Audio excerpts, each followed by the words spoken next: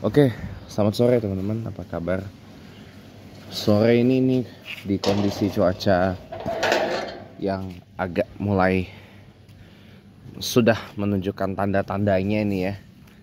Sudah mulai menunjukkan tanda-tanda hujan ya.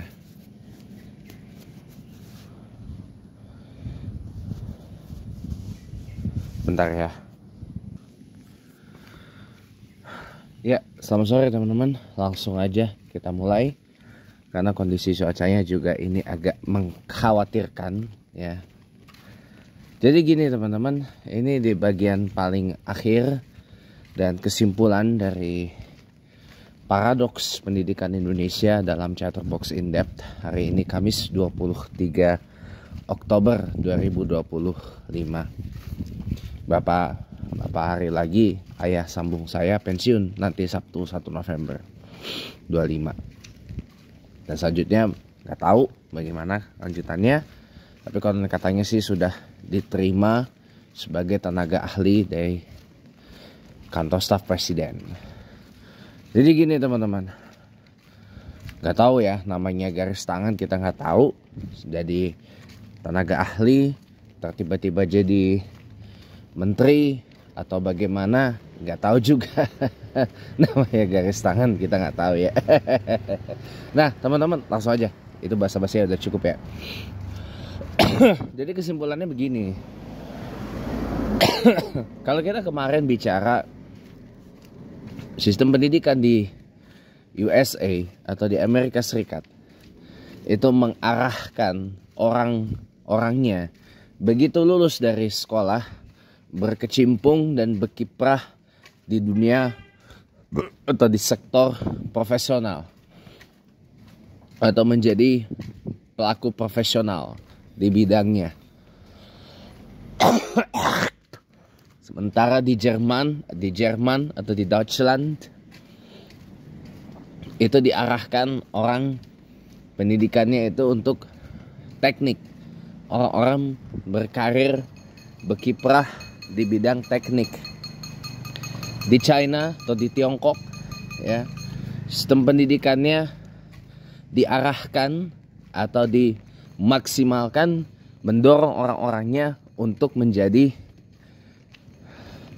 entrepreneur, menjadi wirausaha, jadi pebisnis. Makanya sekarang banyak tuh perusahaan-perusahaan new millionaires, new billionaires from China ya, dari Tiongkok ya. Ya, perusahaan-perusahaan Tiongkok yang lagi bersinar sekarang ini. Nah, Indonesia kemana? Pertama kita harus harus perjelas dulu arah pembangunan Indonesia ini mau kemana.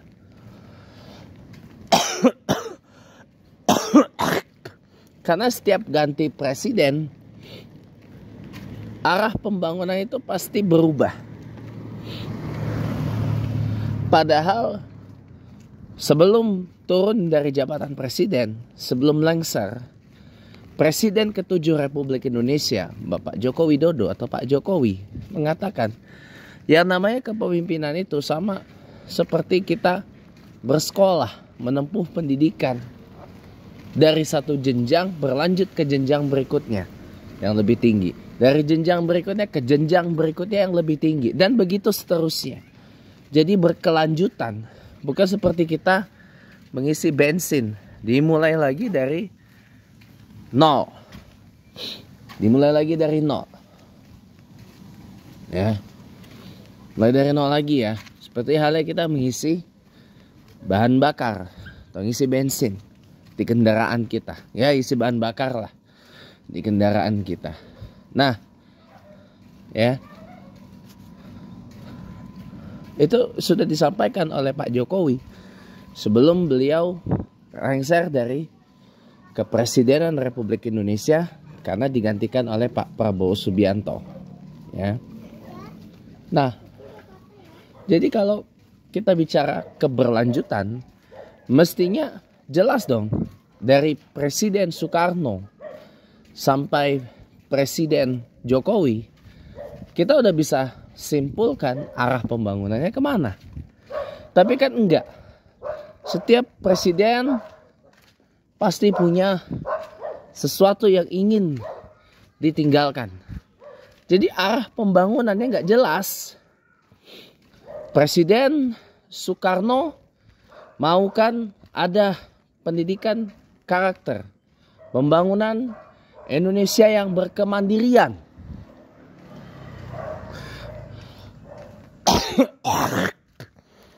Berdikari. Visi misinya disebut itu Trisakti. Ya. Pak Harto menginginkan Indonesia dengan begitu bersemangat unggul di bidang pertanian. Makanya dulu filosofi banyak anak banyak rezeki itu sebenarnya lebih ke mendorong banyaknya generasi-generasi berikutnya untuk bertani. Karena sektor pertanian ini harus diakui adalah sektor yang paling diunggulkan, adalah sektor yang paling diagengkan dan diagungkan oleh Presiden Soeharto semasa era Orde Baru. Makanya banyak banget lahan sawah dan hasil-hasil tani yang terjadi di sana, dan harga beras terjaga pada saat itu.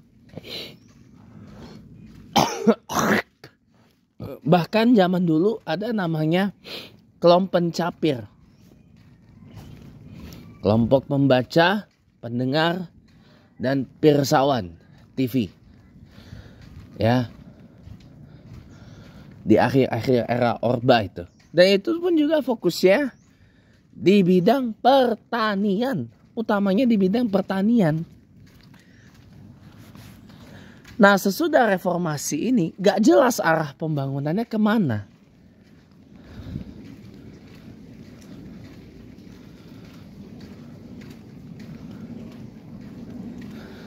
Jadi tidak satu pun apa yang ditinggalkan oleh Pak Jokowi adalah infrastruktur.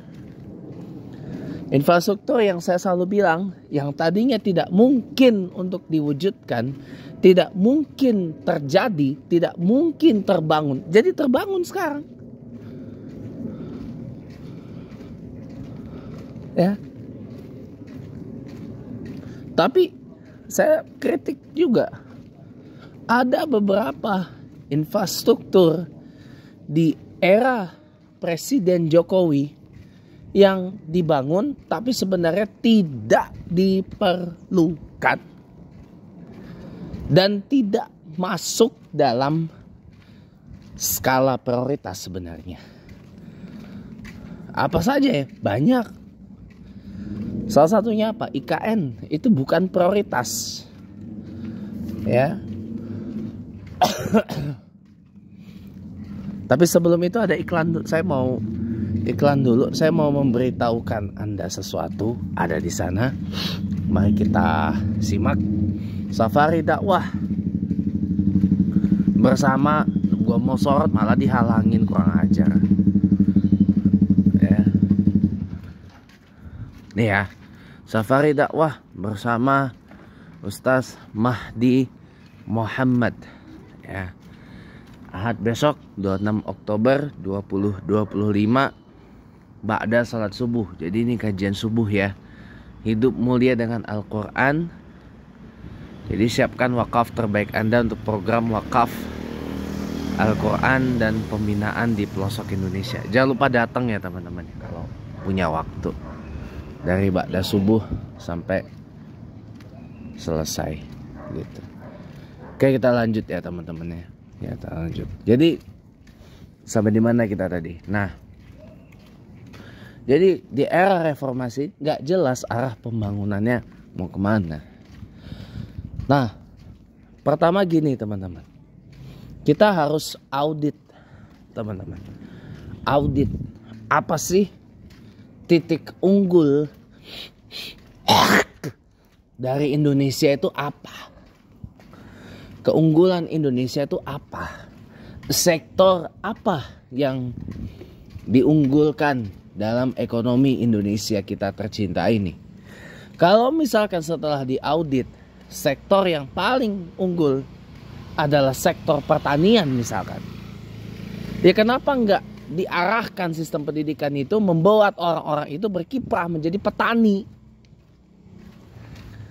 atau paling nggak berkecimpung di industri pertanian. Harusnya kan begitu. Kalau memang keunggulan Indonesia, ekonominya Indonesia unggulnya di pangan misalkan, ya kenapa nggak didorong agar orang-orang itu berkiprah di bidang pangan? Ini misalkan, jadi harus diaudit, diperiksa dulu. Ini Indonesia sektornya yang unggul itu di mana? Di mana unggulnya? Ya, unggulnya di mana? Kalau unggulnya di bidang pangan, unggulnya di bidang pertanian, ya diarahkan ke sana. Kalau unggulnya di bidang apa misalkan? Unggulnya di bidang koperasi. Koperasi itu usaha mikro, kecil, menengah misalkan. Ya dorong untuk menjadi pelaku koperasi. Pelaku ekonomi yang berpusat di koperasi. Ini harusnya ada di sini nih. Koperasi-koperasi seperti itu. Terutama ini koperasi merah putih. Mana nih koperasi merah putih Pesanggerahan? Belum ada. Taruh aja di sini. Taruh aja di sini koperasi merah putih itu. Ya. Koperasi merah putih itu. Harusnya begitu. Jadi jelas arahnya kemana. Nah dengan begitu, apa hubungannya dengan pendidikan? Sistem pendidikannya diarahkan ke sana, membangun orang berkecimpung di sektor yang menjadi kontributor utama ekonomi Indonesia ini bisa bagus, bisa maju, bisa mantap. Itu yang saya pikirkan, itu yang saya rumuskan dari dulu sampai hari ini. Cobalah itu, bayangin. Kita kalau sektor industri dan segala macam, harus kita akui kalah jauh kita dibanding Thailand, dibanding Malaysia, dibanding Vietnam yang leading sekarang ini. Toh kita juga tidak ditakdirkan sebagai negara industri sebenarnya. Ini negara agraria, pertanian.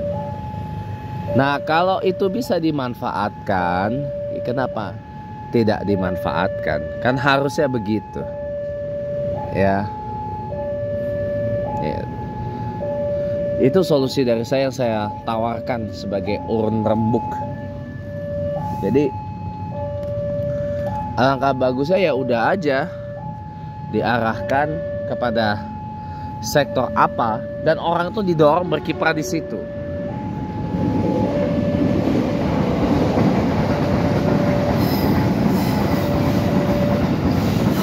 Berkiprah di sektor yang menjadi tulang punggung ekonomi Indonesia di hari-hari yang akan datang. Itu malah lebih baik daripada kita stuck dengan keadaan sekarang, akan tetapi tidak membuahkan hasil sama sekali.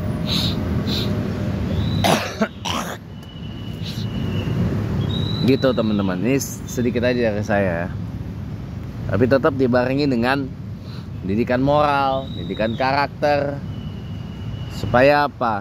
Orang tahu sebelum ilmu, adab dulu. Kalau adabnya bagus, pasti mudah untuk meraih ilmu, karena akan dapat berkat dari para guru. Demikian teman-teman, terima kasih ya. Ini aja kesimpulannya yang bisa saya sampaikan. Jadi kalau bahas yang kemarin-kemarin lagi saya rasa udah cukup ya. Mudah-mudahan itu bisa jadi urun rembuk lah ke depan untuk segera memperbetulkan sistem pendidikan kita dari sistem yang berpusat pada administrasi, di sistem yang berpusat kepada peserta didik. Selamat petang, assalamualaikum warahmatullahi wabarakatuh. Hiduplah Indonesia Raya.